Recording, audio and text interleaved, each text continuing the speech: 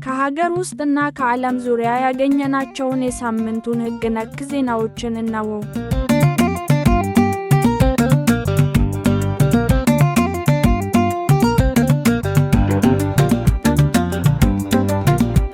ሀገር አቀፍ የድንበር ተሻጋሪ ወንጀሎች መከላከያ ስትራቴጂ ላይ ውይይት ተደረገ። በፍትህ ሚኒስቴር አዘጋጅነት ድንበር ተሻጋሪ የተደራጁ ወንጀሎችን የመከላከል ረቂቅ ስትራቴጂ ላይ የሚመለከታቸው ባለድርሻ አካላት የተሳተፉበት ውይይት ተካሂዷል። እነዚህ ውስብስብ ወንጀሎች እንደ ሕገወጥ የሰውና የጦር መሳሪያ ዝውውር፣ የሳይበር ወንጀል፣ ሰላምን፣ ደህንነትንና ልማትን ስለሚነኩ ዓለም አቀፍ ሁኔታዎችን የሚመጥን ዘመናዊ ስትራቴጂ ማዘጋጀት አስፈላጊ መሆኑ በመድረኩ ላይ ተገልጿል። መድረኩ የተዘጋጀው ከፍትህ ሚኒስቴርና ከተባበሩት መንግስታት የአደንዛዥ ዕፅና የወንጀል ቁጥጥር ቢሮ (UNODC) ጋር በትብብር ነው።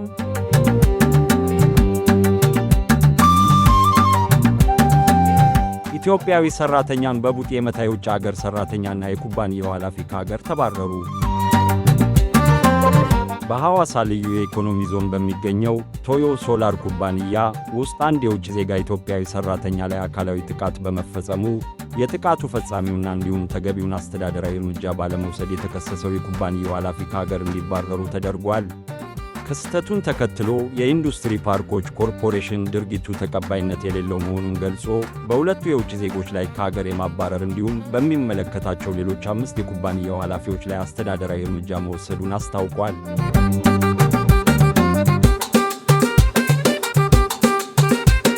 አቶ ታዬ ደንደአ ከ2 ከባድ ክሶች ነፃ ሲባሉ በአንደኛው ጥፋተኛ ተባሉ።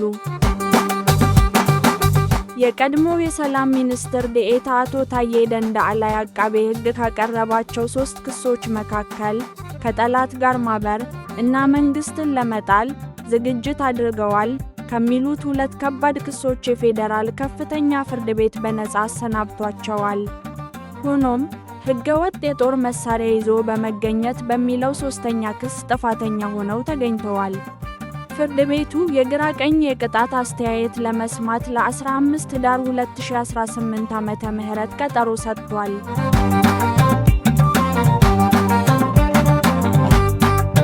በወንጀል ምርመራ ወቅት የተጠርጣሪዎች መብት ጥበቃ ላይ ወርክሾፕ ተካሄደ። የፍትህ ሚኒስቴር ከዴኒሽ ኢንስቲትዩት ፎር ሁማን ራይትስ ጋር በመተባበር በወንጀል ምርመራ ወቅት የተጠርጣሪዎችና በቁጥጥር ስር ያሉ ሰዎች አያያዝና የመብት ጥበቃ ላይ ትኩረት ያደረገ ወርክሾፕ ለአቃቢያነ ሕግና ለመርማሪ ፖሊሶች አካሂደዋል። መድረኩ ዓለም አቀፍ የሰብአዊ መብቶች ግዴታዎችን በማስታወስ በተቋማቱ መካከል ያለውን የጋራ ሥራ ለማጠናከርና በቅንጅት በመስራት ተጨባጭ ለውጥ ማምጣት እንደሚገባው አሳስቧል።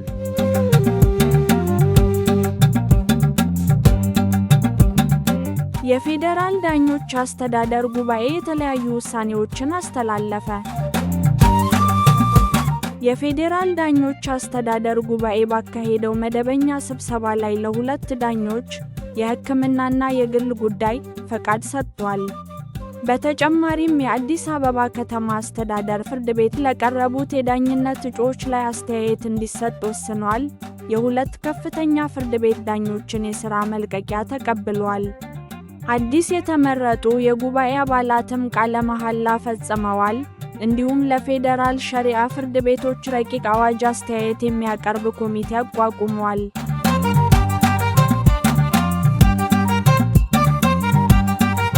የኢትዮጵያ ኤሌክትሪክ ኃይል ለዳታ ማይኒንግ ድርጅቶች የታሪፍ ማሻሻያ አደረገ።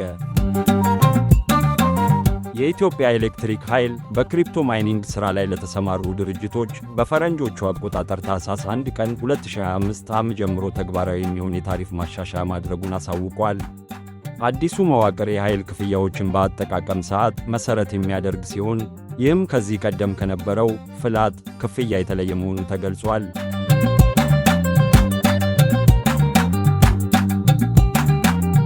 ለምርጫ ቅስቀሳ ከጋዳፊ ገንዘብ ተቀብለው የተፈረደባቸው የቀድሞ የፈረንሳይ ፕሬዝዳንት ተለቀቁ። የቀድሞው የፈረንሳይ ፕሬዝዳንት ኒኮላስ ሳርኮዚ ከሙአመር ጋዳፊ በሚሊዮን የሚቆጠር ሕገወጥ የቅስቀሳ ገንዘብ በመቀበል በተላለፈባቸው የ5 ዓመት እስራት ውሳኔ 3 ሳምንት በእስር ካሳለፉ በኋላ ይግባኛቸውን በመጠባበቅ ከእስር ተለቀዋል። ከፈረንሳይ እንዳይወጡ እገዳ የተጣለባቸው ሲሆን በ2026 በድጋሚ ፍርድ ቤት ይቀርባሉ። ሳርኮዚ ከሁለተኛው የዓለም ጦርነት ወዲህ የታሰሩ የመጀመሪያው የቀድሞ የፈረንሳይ መሪ ናቸው።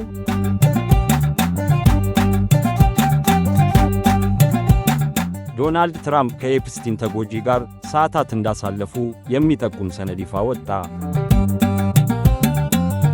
ፕሬዚደንት ዶናልድ ትራምፕ ታዳጊዎችን በወሲብ ንግድ በማሰማራት ወንጀል ከተፈረደበት ጄፍሪ ኤፕስቲን ተጎጂዎች ከአንዷ ጋር በቤቱ ውስጥ ሰዓታት ማሳለፋቸውን የሚጠቅስ የኢሜይል ልውውጥ ይፋ ሆኗል።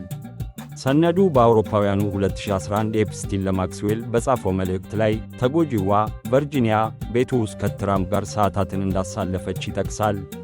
ዋይት ሃውስ ግን ተጎጂዋ ራሷ ትራምፕ ምንም መጥፎ ድርጊት ውስጥ እንዳልተሳተፉ መናገሯን በመጥቀስ ሰነዶቹን የተመረጡ ብሏል።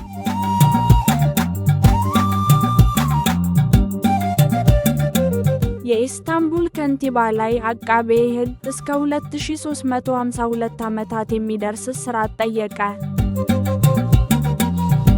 የቱርክ ትልቋ ከተማ ኢስታንቡል አቃቤ ሕግ በከንቲባ ኢክሬም ኢማጉሉ ላይ በ142 የሙስና ወንጀሎች ከ828 እስከ 2352 ዓመታት የእስር ዘመን እንዲፈረድባቸው ጠይቋል። ኢማጉሉ የፕሬዝዳንት ኤርዶዋን ዋነኛ የፖለቲካ ተቀናቃኝ ሲሆኑ፣ ፓርቲያቸው ሲኤችፒ ክሱ የሕግ ጉዳይ ሳይሆን ፖለቲካዊ እንደሆነና ዓላማውን ፕሬዝዳንታዊ እጩነታቸውን ማገድ እንደሆነ አውግዘዋል።